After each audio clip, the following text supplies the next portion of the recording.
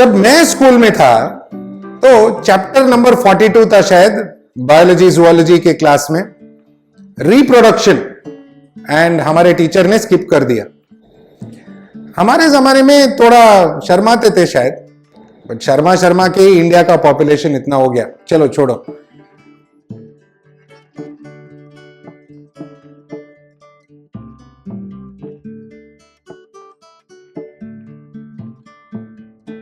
Reproduction हर एक जीव, हर एक क्रीचर का एक रिक्वायरमेंट है, जरूरत है, डीएनए है।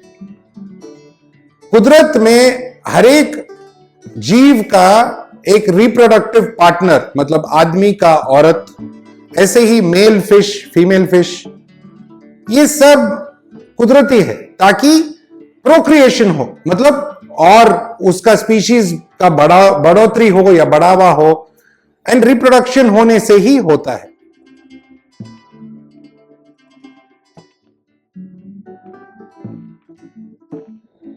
आज हम डिस्कस करेंगे एंजल फिश ब्रीडिंग के बारे में।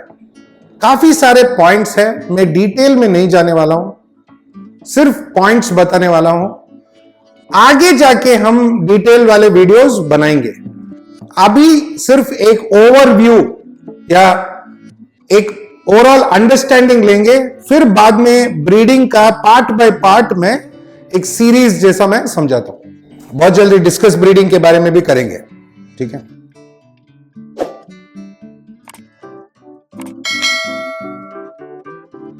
नाउ सीधा पॉइंट पे चलते हैं। अगर मैं एंजल फिश ब्रीडिंग करना चाहता हूं तो मेरा फर्स्ट स्टेप क्या होगा? मैं पहले एक अच्छा सा 3 फीट टैंक लूंगा, 3 by 1.5 by 1.5 एटलीस्ट। अच्छा फिल्ट्रेशन होगा, उसमें अच्छा क्वालिटी का बायोमीडिया होगा। ओके, 3 फीट मतलब canister filter, decent lighting, fancy lighting का जरूरत नहीं है, बेयर बॉटम हो तो बेटर। ओके, एंड एंजल है तो सैंड और वुड भी डाल सकते हो, कोई प्रॉब्लम नहीं है। गुड फिल्ट्रेशन, अभी हम पानी भरेंगे एंड उसको साइकिल करेंगे कम से कम हफ्ता 2 हफ्ता। साइक्लिंग में क्या होता है, बैक्टीरिया जो है कॉलोनाइज होने स्टार्ट होता है, एंड फिश नहीं है तो क्या कर सकते हो, थोड़ा सा फिश फूड आप पानी में डाल सकते हो, फॉस्फेट बढ़ाने के लिए, अमोनिया बढ़ाने के लिए, ताकि बैक्टीरिया कॉलोनाइजेशन ज्यादा हो। एंड वो थोड़ा वाटर चेंज करेंगे वो गंदगी निकालने के लिए, एंड उसको साइकिल करेंगे फिश लाने से पहले। फिश लाने के लिए दुकान में जाएंगे, अच्छे क्वालिटी के फिश चेक करेंगे, उसके लिए वीडियोस वगैरह है, आप देख सकते हो। एंड वो गुड क्वालिटी का एक 6 से 12 मछली हम लेके आएंगे एंड अपने साइकिल्ड टैंक में डालेंगे। वो भी कैसे डालेंगे, उसको एक्लिमेटाइज करके डालेंगे।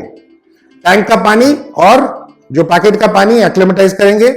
पैकेट का पानी हमें नहीं चाहिए, दुकान का पानी नहीं चाहिए, सिर्फ फिश अंदर जाएगा।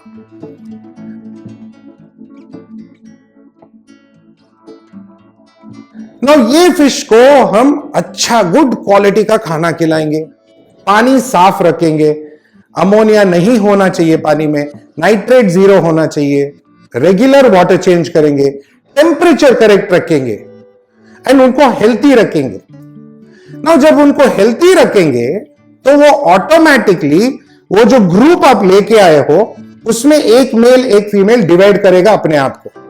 अगर आप 10-12 फिश लेके आते हो तो 90% चांस है कि आपको एक 2 मेल 2 फीमेल का पेयर्स मिल जाए। पेयर मिल गया करके उसको सेपरेट मत करो।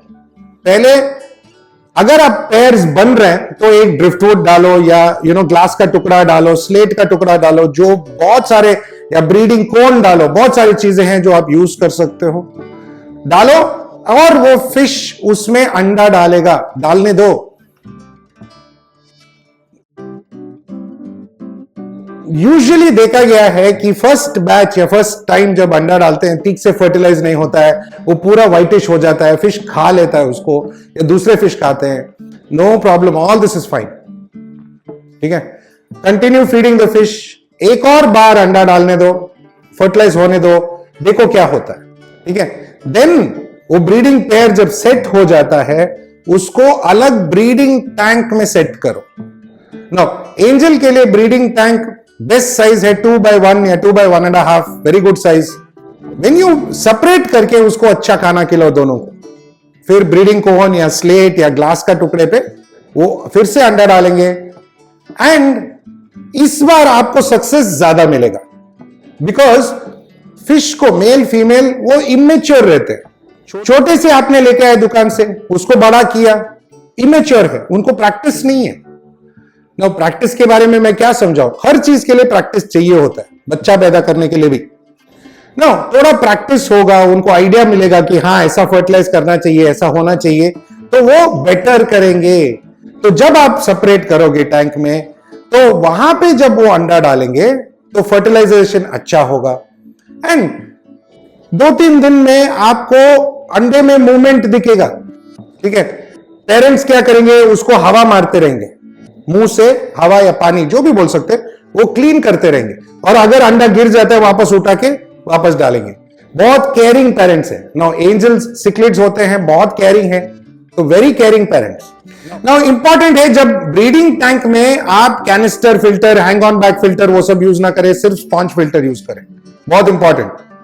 ठीक है, बिकॉज वो फिल्टर में घुस सकते हैं, अंदर चले जाएंगे तो हो गया। सो ब्रीडिंग टैंक में sponge filter only, good quality sponge filter, and ये बहुत इंपॉर्टेंट पॉइंट है। बहुत लोग क्या करते हैं, रोज स्पॉन्ज फिल्टर को घिसते हैं, नहीं, 2 हफ्ते में एक बार, बिकॉज 2 ही फिश है। बट जब बच्चे होते हैं, वेरी केयरफुली वीकली वंस थोड़ा स्पॉन्ज फिल्टर को हल्के से, बिकॉज स्पॉन्ज फिल्टर के अंदर बैक्टीरिया है, वो बैक्टीरिया को हमें मारना नहीं है।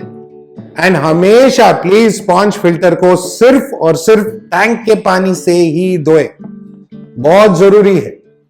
ये सब हो गया ना, बच्चे हिल रहे, वो ग्लास के टुकड़े पे, मतलब वो अंडे से हैच हो रहे, हैच होके क्या करते हैं, वो पूरा एक नीचे गिर जाता है, मतलब उनका एग्स, मतलब उनका जो एग सैक है, मतलब योक पैक रहता है, एक येलो कलर का पेट में रहता है, जो वेट रहता है तो वो नीचे चले जाता है, उनको तभी खाना कुछ चाहिए नहीं, वो वही खा लेंगे। ओके, तो 1 या 2 दिन में वो खत्म हो जाता है, एंड फ्री स्विमिंग हो जाते हैं। ओके, जब फ्री स्विमिंग होता है तो उनको खाना लगेगा, एंड ये टाइम पे आप चाहो तो मेल फीमेल को निकाल के सेपरेट कर सकते हो, बेबीज को अलग रख सकते हो, एंड बेबीज के लिए बेस्ट खाना है brine shrimp. Baby angel fish के लिए ब्राइन श्रिम्प से बेटर खाना होगा, बट ब्राइन श्रिम्प बेस्ट है।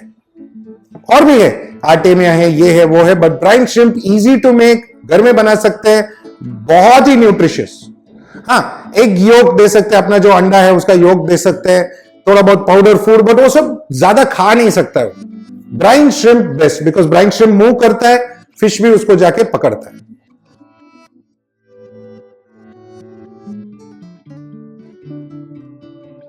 नाउ ये साइकिल में 1 महीने के अंदर थोड़ा ग्रो होगा फिश, स्मॉल साइज, थोड़ा और बड़ा, थोड़ा और बड़ा, थोड़ा और बड़ा, और 1 महीने में ऑलमोस्ट एक 1 रुपी कॉइन साइज आ जाता है।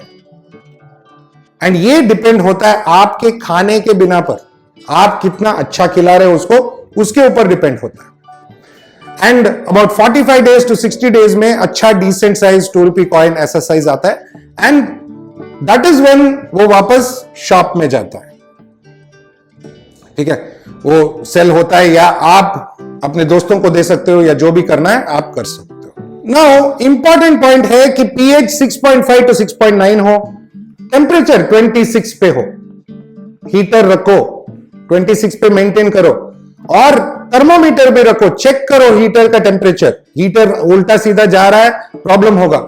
अभी एम्बिएंट टेम्परेचर 34-35 है, तो आपको हीटर का जरूरत नहीं पड़ेगा, बिकॉज वाटर टेम्परेचर 26-27 में ऑलरेडी होगा।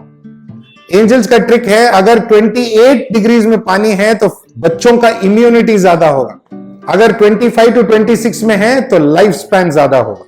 नाउ ये इंपॉर्टेंट है कि कभी कभी क्या होता है कि फीमेल अंडा डालती है, लेकिन फीमेल मेल को फर्टिलाइज करने छोड़ेगी नहीं, अगेन इमेच्योरिटी। तो ये सिचुएशन में आप फटाफट फीमेल को सेपरेट कर सकते हो और मेल उसको फर्टिलाइज करेगा। नाउ ऐसा सिचुएशंस कभी कभी ब्रीडिंग होता ही नहीं है, पेयर बन जाते हैं लेकिन ब्रीडिंग होता नहीं है, कुछ ना कुछ इश्यू होता है, वापस कम्युनिटी में डालो, ओके, या उनको सेपरेट कम्युनिटीज में डालो, वो दूसरा पेयर ढूंढेंगे तो दूसरा एक जोड़ी बनाएंगे और वहां पे ब्रीडिंग सक्सेसफुल हो सकता है। ओके, नाउ कभी कभी क्या होता है, एक सिचुएशन था जहां पे फिश अंडा खा लेता था, कितने बार भी ब्रीड करो मेल और फीमेल दोनों अंडा खा लेते हैं। फिर बाद में रियलाइज हुआ कि उनको अंडे का चस्का लग गया, उनको अंडा मजा आने लगा, खा लेते हैं। सो ये सब कुदरती बातें हैं, दिल पे नहीं लेने का। Failure is the stepping stone to success. इस बात में आप जितना बार फेल होंगे उतना ज्यादा आगे सक्सेस होंगे। अगर आप ब्रीडिंग करना चाहते हो तो हारने के लिए रेडी रहो, be ready for failure, because आप ये कुदरती चीजें अरेंज करने वाले हो, सेट करने वाले हो। एंड यहां पे आपका क्या रोल है? कुछ नहीं। कुदरती एंजल फिश को मालूम है क्या करने का। आपको रात भर बैठ के टॉर्च पकड़ने का जरूरत नहीं है, ठीक है, छोड़ दो उनको। एंड प्लीज रात भर ऐसा लाइट डाल के मत बैठना, दिमाग खराब हो जाएगा उनका भी। ऐसा नहीं करने का। बहुत लोग ना वो मेरे को रात भर देखते रहेंगे, नहीं, डिस्टर्ब मत करो यार। वो आप ज्यादा डिस्टर्ब करोगे, हाथ डालते रहोगे, क्लीन करते रहोगे, ये निकालते रहोगे, वो निकालते रहोगे, वो ब्रीड नहीं करेंगे, ठीक है। हमने लॉकडाउन में एक बहुत बड़ी बात सीखी, आप कुदरत को छोड़ दो, कुदरत सुंदर हो जाता है।